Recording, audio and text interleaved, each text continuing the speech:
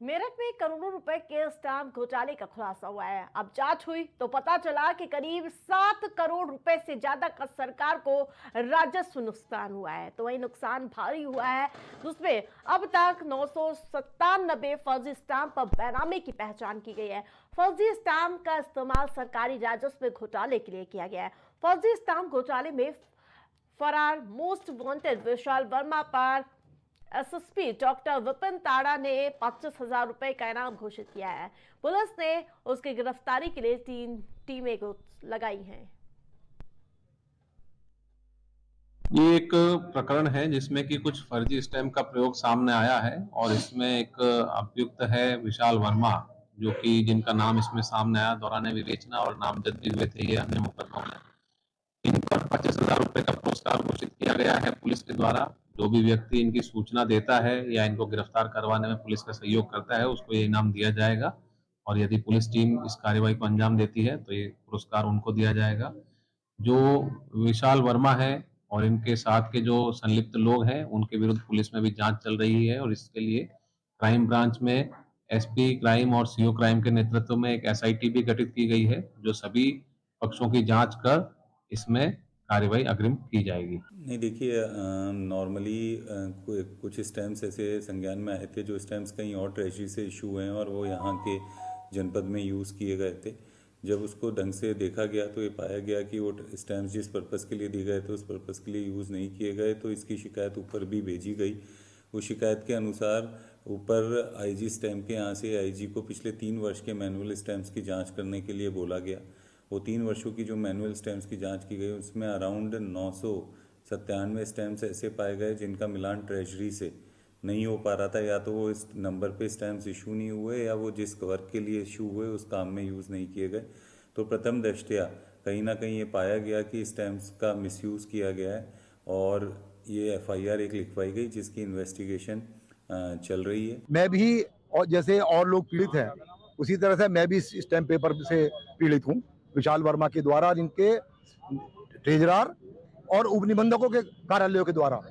देखिए इसमें है क्या, इन्होंने 400 बीसी का मुकदमा 467, 468, 471 के धारा में 997 लोगों के खिलाफ लगाया है। उसमें केवल नाम लिखा अधिवक्ता का कि एक ही अधिवक्ता है, सब में विशाल वर्मा, नाम नहीं लिखा, अधिवक्ता है, जबकि पता है सबके कि 997 में विशाल वर्मा ही है। अब देखिए उसमें कितना बड़ा खेल, उसमें लिखा है जो आपस एफआईआर के अंदर कि फर्जी मोहर लगाई गई है। तो अब जो हमें नोटिस आते हैं, नोटिस के अंदर जो पत्राचार ये लोग करते हैं अंदर उप निबंधक इससे ट्रेजरार से, उसमें कहता है कि हमारे यहाँ से इशू नहीं हुए। हमें एफआईआर कराई जाती है कि ये इस पर फर्जी मोहर है। तो मुझे एक बात मैं पूछना चाहता हूँ कि ये जो फर्जी मोहर कह रहे हैं और हमारे पास वो क्या दूसरे इनके पास इसी नंबर के स्टैम्प पेपर ट्रेजरी में मौजूद है, या केवल जो है ये इशू नहीं हुए हैं, क्या इनके है कुछ नहीं बता रहे। अभी तक इन्हें ये पता नहीं है इसमें क्या है, और इन्होंने हमारे ऊपर 997 लोगों के खिलाफ 7 करोड़ 31 लाख का एफआईआर लिखवा दी। मैडम ये मामला जो है फर्जी स्टाम्प का एक बहुत बड़ा घोटाला है जो जनपद मेरठ में पकड़ा गया, और इसके तार जो है उत्तर प्रदेश के कई जनपदों में हैं। और हमारे पास लगातार हमें जो चक्कर लगाते हुए काफ़ी समय हो गया, हम 1 महीने से चक्कर लगा रहे हैं। पुलिस शायद इतनी जांच नहीं कर पाई जितनी जांच हमने कर ली।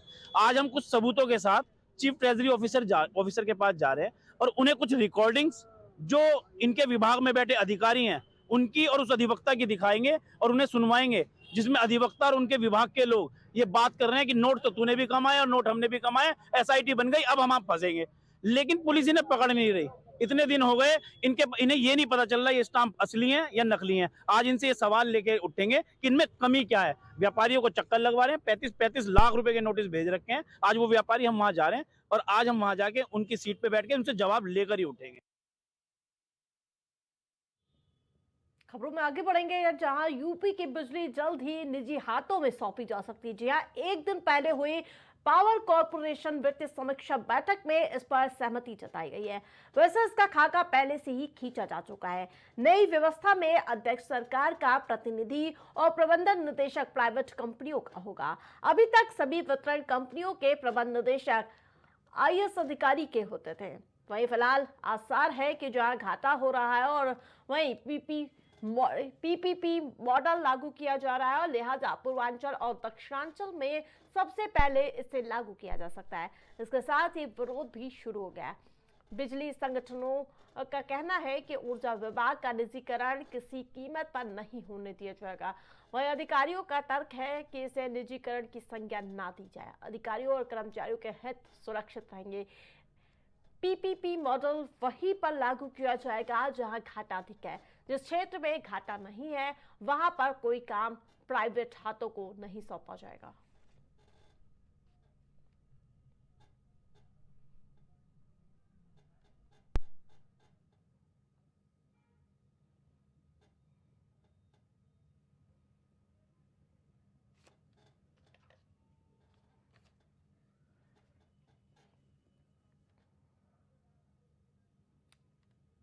तो वहीं आपको बता दें कि जिस प्रकार से घाटे के बीच बिजली विभाग बड़ा फैसला ले सकता है।